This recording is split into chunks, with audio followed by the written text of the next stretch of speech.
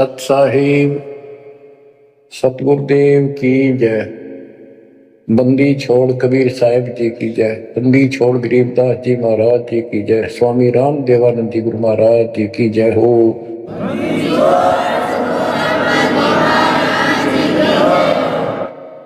सर्व संतों की जय, सर्व भक्तों की जय, धर्मी पुरुषों की जय। श्री काशी धाम की जय, श्री सुडानी धाम की जय, श्री क्रोथा धाम की जय, श्री बरवाड़ा धाम की जय। सत साहिब बच्चों, परमपिता परमात्मा की असीम रजा के ऊपर यह संसार का मेला सदा नहीं रहेगा। गरीब मेले में जाकर देखे बहुत उपंग, और शाम को खाली घर गए कछु ना चला समय। गरीब ऐसा मेला जगत का, समझ बूझ रे हंस, बिना बंदगी लुटेगा तेरा तन मन हो विध्वंस, तेरा सर्वनाश हो जाएगा भक्ति ठीक ना करी तो।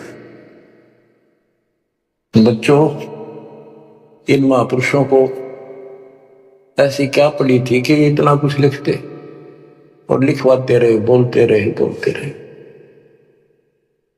इसलिए बोला कि जैसे कुएं में बाल्टी गिर जाती है पानी निकालने के लिए, किसी कारण से गिर गई तो उसको निकालने के लिए बाल्टी को 20, 25, 21 लोहे के कुंडे से डाले जाते रस्सी का बांध के।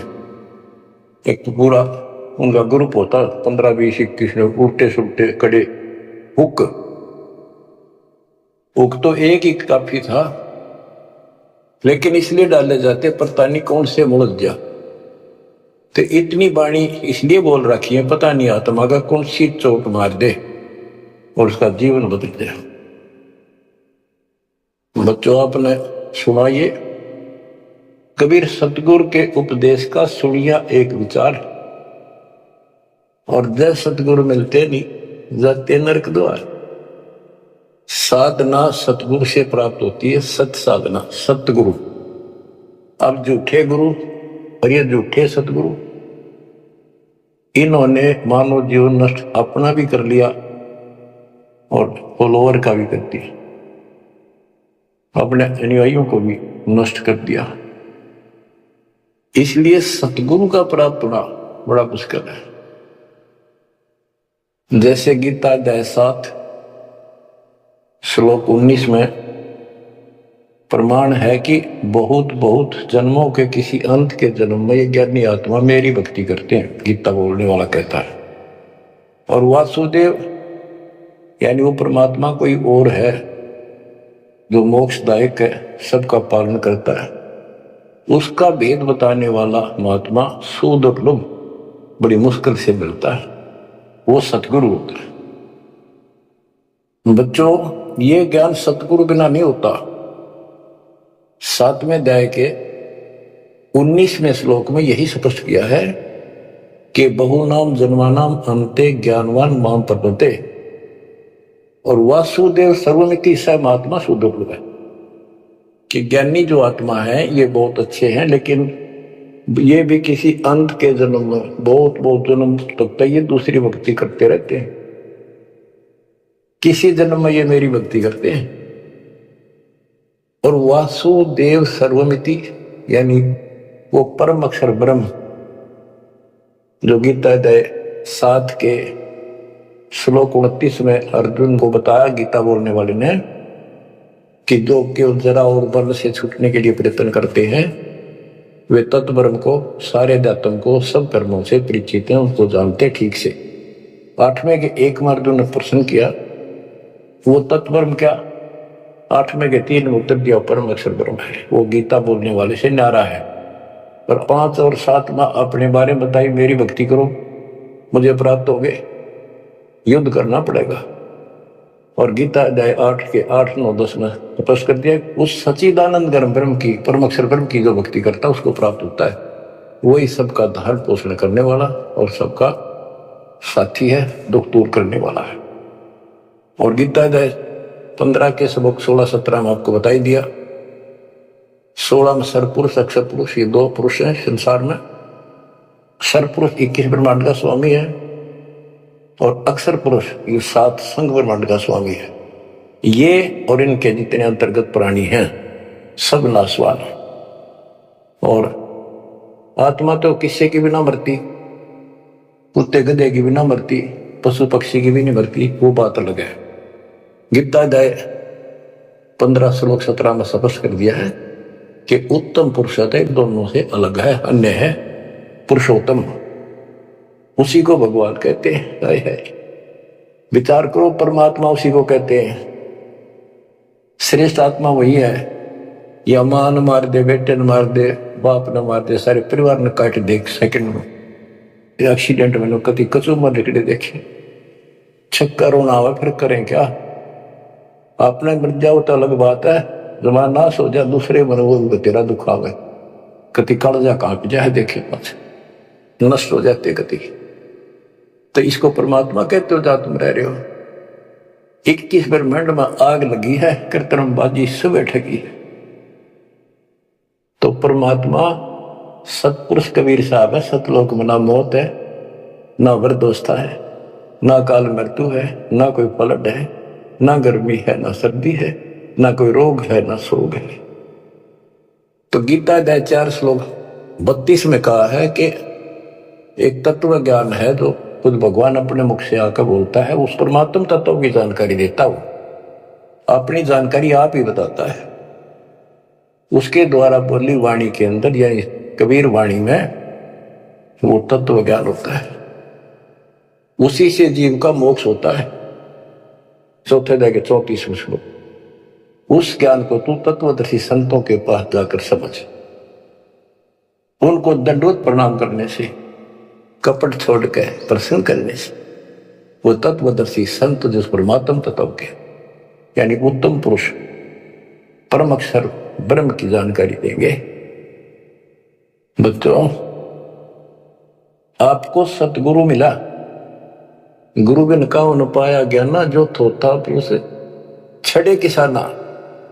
गुरु बिन वेद पढ़े जो प्राणी, समझे न सार रहे अज्ञानी। अब 2 बात आपको गीता से और सुनाता हूं। गीता अध्याय 16 श्लोक 23 में स्पष्ट किया है कि शास्त्र विधि को त्याग के जो मनमाना आचरण करते हैं उनकी ना गति हो, मोक्ष नहीं होगा, ना उनको सुख हो और न ही उनको कोई सिद्धि प्राप्त हो जो यहां भी काम हमारे सिद्ध करे और उस शक्ति से हम सतलोक जावा। यानी तीनों पदार्थ प्राप्त करने के लिए भक्ति की जाती है और ये तीनों वस्तु शास्त्र विरुद्ध साधना से नहीं मिले। अब शास्त्र विरुद्ध साधना कौन सी है, शास्त्र अनुकूल कौन सी है? जो हमारे ग्रंथों में, कौन से ग्रंथ? गीता और वेद, बस ये गॉड गिवन है। वेद प्योरली, गीता इनका सारांश है। सारांश निकालने वाला यो काल ब्रह्म है। इसने 90% वेदों वाला ज्ञान इसमें डाल रखा है, कुछ ज्ञान अपना डंगाड़ा रखा है। जैसे युद्ध करवाने के लिए कहा तो युद्ध कर ले, तुझे कोई पाप नहीं लगेंगे, फिर पाप ला दिए। और तो इस तरह की कुछ गड़बड़ी कर रखी, बाकी सारा ज्ञान प्योर है। और सूक्ष्म वेद इन सब का जनक है। उस सूक्ष्म वेद से 4 वेद निकले। सूक्ष्म वेद मालिक ने ब्रह्म को दिया। ब्रह्म ने अपनी बकवाद के कारण, दुष्टता के कारण उसमें से मेन चीज निकाल दी, केवल अपने तक का ज्ञान रख लिया। इसमें ज्ञान तो ऊपरले भगवान का भी है, पर साधना नहीं छोड़ी, वह भक्ति नष्ट कर दी। केवल ओम नाम का जाप है। अगर वेदों में वर्णित विधि से भी ठीक से जाप करें तो कम से कम ये ब्रह्म लोक तो चले जा। इसको भी छोड़कर नीचे मंडी मसाणियों पाएंगे, ये तीनों देवताओं में भक्ति तक आश्रित होंगे, तो यहां गड़बड़ी होगी। तो शास्त्र कौन से हैं? गीता और वेद। बस जो पुराण है वो ऋषियों का अपना अनुभव है। इन्होंने वेद को पढ़ा, जैसे ब्रह्मा जी को वेद प्राप्त हुए।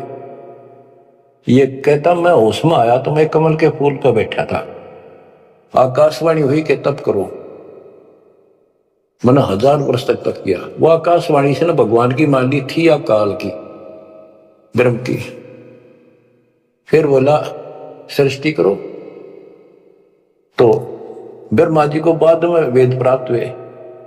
यजुर्वेद अध्याय 40 मंत्र 15 में स्पष्ट लिखा है, ओम करतु समर किलवे समर करतुम समर। ओम नाम का जाप काम करते करते विशेष तड़फ के साथ और अपना मनुष्य जीवन सफल करने के लिए कर्तव्य समझ गए कि भक्ति बिना गुजारा नहीं है, इसका जाप करें। गीता में भी यह कहता है 8वें अध्याय के 13वें श्लोक में, मेरा एक ओम अक्षर है। ओम इति एक अक्षरम ब्रह्म व्यवहारण माम अनुस्मरण। मुझ ब्रह्म का, माम ब्रह्म, मुझ ब्रह्म का सुमरण करने का केवल एक अक्षर ओम है, जो अक्षरी सांस तक यह प्रयाति तदन देह सयाति परमाम गति, ओम से मिलने वाली गति को प्राप्त होगा। कुछ भी और दूसरा मंत्र नहीं है ब्रह्म तक की साधना। यह है सरपुरुष ज्योति निरंजन की भक्ति का, ब्रह्म का।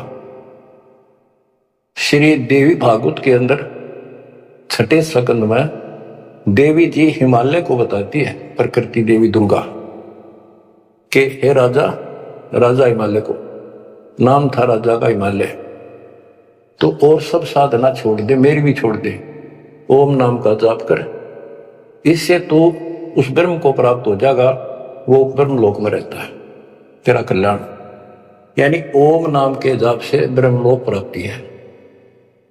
इन स्वर्गों से तो काफी अच्छा है, लेकिन वहां से फिर आना पड़ता है। 8वें अध्याय के 16वें श्लोक में स्पष्ट रखा है कि ब्रह्मलोक में गए हुए भी पुनर्जन्म में आते हैं, पुनरावृत्ति में। तो यह भक्ति भी ठीक नहीं। इसलिए गीता अध्याय 7 श्लोक 18 में से अनुत्तम कहा है, जिसमें जन्म मरण बना हुआ है तो भक्ति ठीक नहीं है। गीता अध्याय 17 श्लोक 23 में कहा है कि उस सच्चिदानंद घन ब्रह्म यानी परम अक्षर ब्रह्म की भक्ति का, उसकी प्राप्ति का केवल ओम तत्सत जो 3 मंत्र का जाप है। इसके बाद बच्चों गीता एक शास्त्र है, बड़ा तरतीवाइज ज्ञान है सीरीज में। गीता अध्याय 3 श्लोक 10 से लेकर 15 तक का है कि ये 5 यज्ञ करो, इन युगों से तुम्हारे ये कहते हैं ये देवता उन्नत होंगे और उन्नत हुए देवता तुम्हें उन्नत करेंगे। यानी 15वें अध्याय के प्रथम श्लोक में गीता में स्पष्ट किया है, 1 से 3 का सारांश है। ऊपर को जड़ वाला, नीचे को 3 गुण रूपी शाखा वाला, यह संसार रूपी उल्टा लटका हुआ वृक्ष है, पेड़ है, संसार रूपी वृक्ष है। और इसकी तो सभी पार्ट्स को, सभी विभागों को न्यारे न्यारे भिन्न भिन्न बता देगा सवेदविद, वो तत्वदर्शी शब्द है। 600 साल पहले परमेश्वर कबीर जी ने स्वयं बताया था कि क्योंकि वो सतगुरु भी है, वो सतपुरुष भी है, वो एक अच्छे भगत का रोल भी करते हैं। कबीर अक्षर पुरुष एक पेड़ है, जमीन से बाहर दिखाई देता, उसको पेड़ बोलते, वहां से वर्णन शुरू किया। अक्षर पुरुष एक पेड़ है, निरंजन वा की डार सरपुरुष, और 3 देवा शाखा है, ये पात्र संसार। 1 श्लोक में स्पष्ट कर दिया।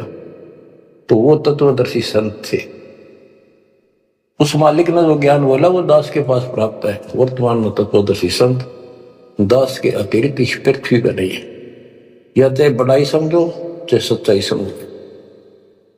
अब गीता अध्याय 3 में यज्ञ करने को प्रावधान किया है कि तुम यज्ञ करो, और 3रे अध्याय के 14-15 में स्पष्ट किया मंत्र में श्लोक में कि ब्रह्म की उत्पत्ति परमात्मा से हुई है, और उस परमात्मा को यज्ञों में प्रतिष्ठित करो, इष्ट रूप में उसको पूजो, उसको इष्ट मानकर फिर धर्म यज्ञ करो। ऐसा गुरु मिला है, जैसे 7वें अध्याय के 19वें श्लोक बताया कि ऐसा महात्मा बड़ा सुदुर्लभ है जो बताओ कि वो उस परमात्मा की भक्ति करो, उस सारे विधान को भी जानता होता है, उस वासुदेव सारी सृष्टि के मालिक की भक्ति बताता है। तो उसको इष्ट रूप में मान कर उसकी पूजा करो। जैसे हम पौधा लाए आम का नर्सरी से, जमीन में गाड़ा, जड़ों में पानी डाला, पेड़ बना, उसकी सच्चाई विधिवत हुई। तो इसी प्रकार शास्त्र विधि अनुसार साधना करने से जो भक्ति रूपी पौधा यानी यज्ञ, पांचों यज्ञ और नाम सुमरण, ये इस भक्ति रूपी पौधे को सिंचाई करके बड़ा बनाने के लिए पेड़ बनाने की विधि है। तो इसके बाद और कोई साधना नहीं बता रखी इसमें। ये है वो शास्त्र अनुकूल साधना, शास्त्र विहित, शास्त्र में वर्णित है। एक शास्त्र विरुद्ध होती है, तो शास्त्र रहित साधना इसके अतिरिक्त है। ये है वो साधना जिसको हम करते हैं, जिससे लाभ होगा। इसके अतिरिक्त गीता अध्याय 9 श्लोक 25 में स्पष्ट किया है, जो भूत पूजते हैं भूतों को प्राप्त होंगे, पितृ पूजते हैं पितरों को प्राप्त होंगे, देवताओं की भक्ति करते हैं देवताओं को प्राप्त होंगे, ये उनके लोक में जाएंगे, नौकर बनेंगे। जो मेरी भक्ति करता है वो मुझे प्राप्त होगा। इससे स्पष्ट कर दिया गीता बोलने वाले ने भी, श्राद्ध निकालना, 13वीं क्रिया गंगा मस्ती बहाना, और फिर महीना वर्षी करना, पिंड बनाने, ये सारे शास्त्र विरुद्ध है। और बच्चों कितना गजब का प्रमाण है, पुराणों से ले लो। मार्कंडे पुराण में एक रोच्य ऋषि की कथा है, रुचि ऋषि की। वैसे रोच्य ऋषि का जन्म की कथा वो। रोच्य ऋषि का पिता था रुचि ऋषि। उसने वेदों को ठीक से समझा, वो ज्ञानी आत्मा था, वेदों अनुसार साधना कर रहा था, ओम का जाप करता था और उदार था, समर्पित था। ना कोई आश्रम बनाया, ना ब्याह करवाया, जंगल में अपना भक्ति करता था। 40 साल की उम्र होगी जब उसके पिता 3 दादा, पहले दादा परदादा फिर तीसरा दादा दिखाई दिए। आकाश मंडल से आवाज आई, ऊपर देखा, वो चारों नजर आ रहे। उन्होंने कहा, बेटा रुचि तुमने ब्याह क्यों नहीं कराया? हम दुख पा रहे हैं, हम पितर बने हुए हैं, शादी कराओ, हमारे श्राद्ध निकालो, कर्म कांड करो। अब रुचि ऋषि कहता है कि हे पितामहो, वेद में तो इस कर्म कांड को अविद्या बताया, मूर्खों की भक्ति, गलत, शास्त्र विरुद्ध, ये नहीं करनी चाहिए। फिर आप मुझे क्यों धकेल रहे हो इस नरक में? इस बात को पितर भी मानते हैं, क्योंकि ये सारे ब्राह्मण थे, ऋषि थे, वेद पढ़ रखे थे, पर वेद पढ़ प्रभेद न जाने, बातें पुराना ठारा और पत्थर की पूजा करे, बोलिए सर्जनार। ये कर्म कांड करा करते, पढ़ा करते वेद। गरीबदास जी कहते, तुम्हारी बात वेद के खिलाफ है रे, तुम जो क्रिया करते हो ये भी वेद के विपरीत है। तो बच्चों फिर वो मानते कहा, बेटा तेरी बात सही है, वेदों में ऐसा ही लिखा है, फिर हम दुख पा रहे हैं, हमारी तरफ देख, हमारा कल्याण करा, हमारे श्राद्ध कर, हम भूखे मर रहे हैं। अब रुचि ऋषि में मोह आ गया, काल ने जाल किद डाला, ब्याह करवाया, फिर उनके कर्म कांड किए, आप नरक में और बेटे में और घसीट ले गए। बच्चों ये तो पुराणों की बता रहा हूं आपको। अब बच्चों गीता अध्याय 7 श्लोक 12 से 15 की आपको बता रखी, बहुत बार फिर बताता हूं कि तीनों गुणों, रजगुण ब्रह्मा, सतगुण विष्णु, तमगुण शिव जी के द्वारा जो कुछ हो रहा है। रजगुण ब्रह्मा से उत्पत्ति और सतगुण विष्णु जी से जीवों की सतीथी, मोह ममता, एक दूसरे में जकड़े बैठे रहे, और शंकर जी मार रहे हैं, इसका निमित्त मैं हूं। और फिर कहता है, जो इन तीनों गुणों त्रिगुण में माया तक सीमित है, इन्हीं की भक्ति में उलझ रहे हैं और बात सुनने को तैयार नहीं है, और राक्षस स्वभाव को धारण किए हुए मनुष्यों में नीच दूषित कर्म करने वाली मूर्ख मुझे नहीं बचते। आपने बताई 7वें अध्याय के 16 से 18 4 प्रकार के व्यक्ति मेरी भक्ति करते। आर्त, जो संकट निवारण के लिए, वेद मंत्रों से ही साधना करते हैं और अर्थार्थी धन लाभ के लिए, जिज्ञासु वक्ता बनने के लिए, और ज्ञानी केवल कल्याण चाहते हैं। तो वो ज्ञानी मुझे अच्छे लगते क्योंकि वो ब्रह्मा विष्णु महेश से ऊपर उठ लिए। लेकिन वो भी मेरे वाली घटिया ओम नाम के जाप से ब्रह्मलोक प्राप्ति वाली गति में स्थित है अनुत्तमा। तो बच्चों समझो, गुरु बिन काऊ न पाया ज्ञाना, जो थोथा भूछड़े किसाना। गुरु बिन वेद पढ़े जो प्राणी, समझे न सार रहे अज्ञानी। तो वेद सूक्ष्म वेद है, वो इन चारों वेदों का पिता है। और गीता एक गजब का निष्कर्ष निकाला हुआ शास्त्र है। अब गीता अध्याय 16 श्लोक 23 का वर्णन शुरू हुआ था, उन्हीं आता हूं। इसमें लिखा कि शास्त्र विधि को त्याग कर जो मनमाना आचरण करते हैं उनको ना सुख हो, ना सिद्धि प्राप्त हो और ना उनकी गति हो। 24वें श्लोक में कहा है 16वें अध्याय के, इससे तेरे लिए अर्जुन कर्तव्य और अकर्तव्य की व्यवस्था में शास्त्र ही प्रमाण है, उनमें जो लिखा वैसे करो और सब त्याग दो। अब बच्चों, गीता अध्याय 17 में अर्जुन ने पूछा प्रथम मंत्र में, क्योंकि वो कृष्ण मानता था उसको, बोल उकाड़ रहा था, श्री कृष्ण का शरीर यूज कर रहा था। 17वें अध्याय के प्रथम श्लोक में पूछा कि हे कृष्ण, जो मनुष्य शास्त्र विधि को त्याग कर श्रद्धा युक्त होकर जो अन्य देवताओं की पूजा करते हैं, वो पूजा है तो शास्त्र विरुद्ध है।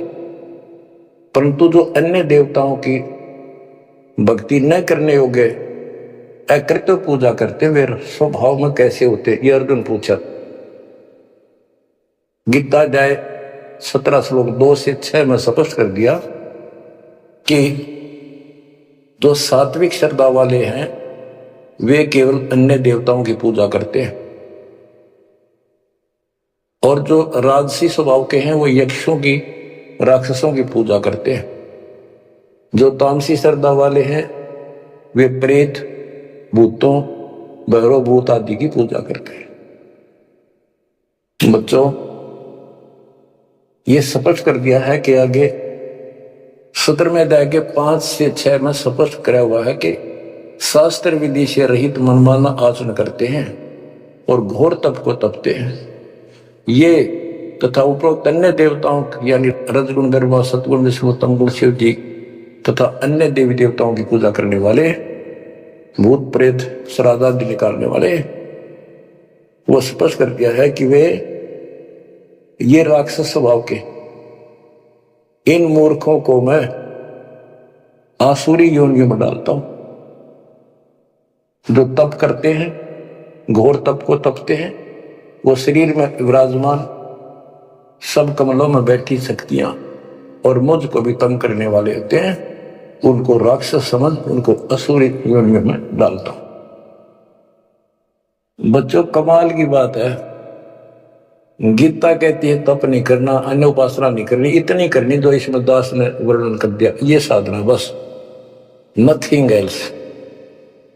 और बच्चों, ये काल ने कहा था ना परमात्मा से, जब परमात्मा काल के लोक में तपस्या के ऊपर दुख वाले जीवों के पास आए, उनको सारी बात बताई, उनका दुख कारण बताया, फिर काल आ गया तो परमात्मा अपने पुत्र जोगजीत के रूप में, कभी ज्ञानी रूप में यूं आते रहे। तो उसने पूछा, तू योगजीत तू यहां कैसे आया? परमात्मा कोई आदेश है वो मुझे बता दे पहले, फिर बता कैसे आया, क्या आदेश है मालिक का, क्या मैसेज लेके आया है? तो उन्होंने बताया परमात्मा ने अपने दूसरे रूप में विराजमान कि मेरे को सतपुरुष ने भेजा है परमात्मा ने, और तूने देख के हाल कर दिया उसके बच्चों का, कुत्ते के देश बना रखे, तपस्या को भूनने लाग रहा। तो वहां इसने कहा था पहले वचन बना लिए, 3 युगों में जीव थोड़े ले जाना, पहले बकवाद करी, फिर मालिक की शक्ति के सामने गिर गया पैर पकड़ लिए चापलूस ने, छोड़े नहीं। आप मेरे बड़े भाई, मैं आपका छोटा भाई, छोटे दा हम बकवाद कराए करें, बड़े माफ करा कर माफ कर दो। जो परमात्मा से सारे वचन बुलवा लिए, 3 युगों में जीव थोड़े ले जाना और चौथे कलयुग में कितने ले जाना, अपना ज्ञान समझा के ले जाना, जोर जबरदस्ती ना करना, आपके ज्ञान को मानना आपके, मेरा मानना मेरे। तथास्तु कर दिया ना। फिर ने बोला जाइयो जोग जीत संसारा, जीव न माने कहा तुम्हारा। एक ये वर मांगा था कि पहले मेरे दूत जावे, आपका पच्छा आवे। परमात्मा बोले ठीक है, तुम भाई चाल तो कर ली, चाल गया, वचन भरवा लिए, पर मानना पड़ेगा अपना। तो पहले मेरे जाओगे, फिर आपका आवे समझाने के लिए। तथास्तु कर दी। फिर बोला जाइयो जोग जीत संसारा, ऐसा हाल कर दूंगा सतयुग से लेकर पीछे पढ़ाऊंगा, और कलयुग में तक कति सत्यानाश कर दूंगा उनकी, किसी को भक्ति का ज्ञान भी नहीं होगा, वेदों का नाम लेंगे, वेदों का कख भी पता नहीं होगा। कहते द्वादश पंथ करूं मैं साजा, नाम तुम्हारा ले करूं आवाजा। द्वादश पंथ नाम जो दे, सो मेरे मुख में आंस मोई, और अनेक पंथ चलाऊं, या विद जीवों को बरवाऊं। देवल धाम तीर्थ व्रत जब तक मन लाऊं, और देवल देव धाम पुजवाऊं। इनको ऐसा बर्बाद कर दूंगा कि जोग जीत जाइयो संसारा, जीव न माने कहा तुम्हारा, जीव तुम्हारा कहा न माने, हमारी ओढ़ हो बात बखाने, विवाद करेंगे तुम्हारे साथ। परमात्मा बोले कोई बात ना, 5505 जब कलयुग बीत जाए, मेरा बच्चा महापुरुष फरमान जग तारण को,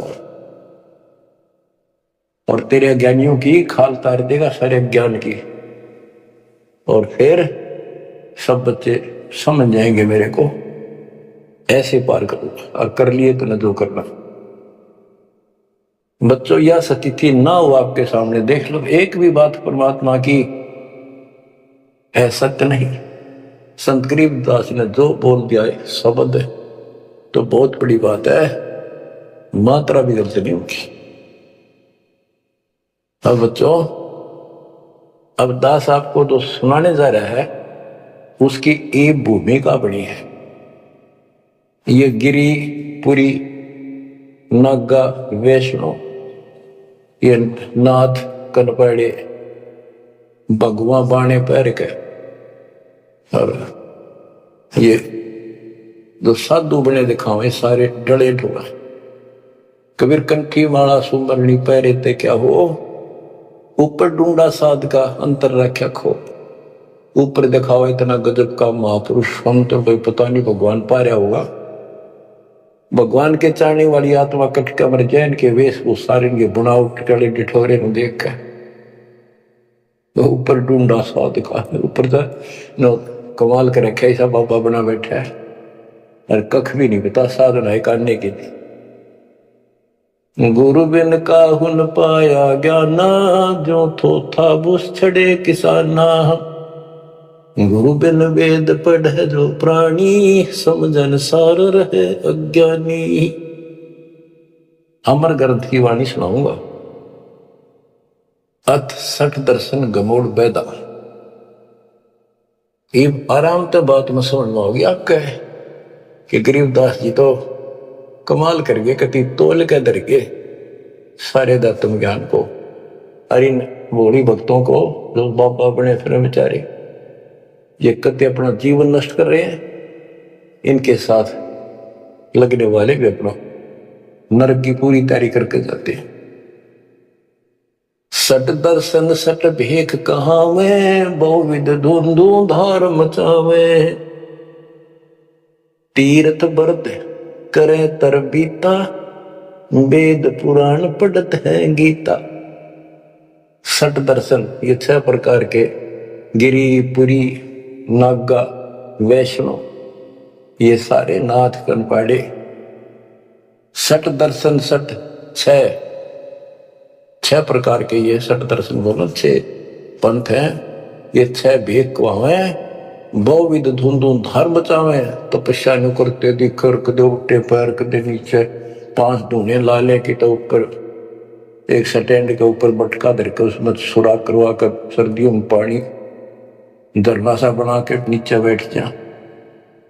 बहुविध धूम धार मचावे, नाना प्रकार की साधना करते दिखे और तीर्थ व्रत करे तरबीता, जो भी गीता वेदों मनाए और पढ़े वेद पुराण और गीता। हाय हाय, यो भी वेदा है वेदे से भेद अलैदा, यो भी वेदा। 4 संप्रदाय 52 द्वारे, जिन्हों नहीं निज नाम बिचारे।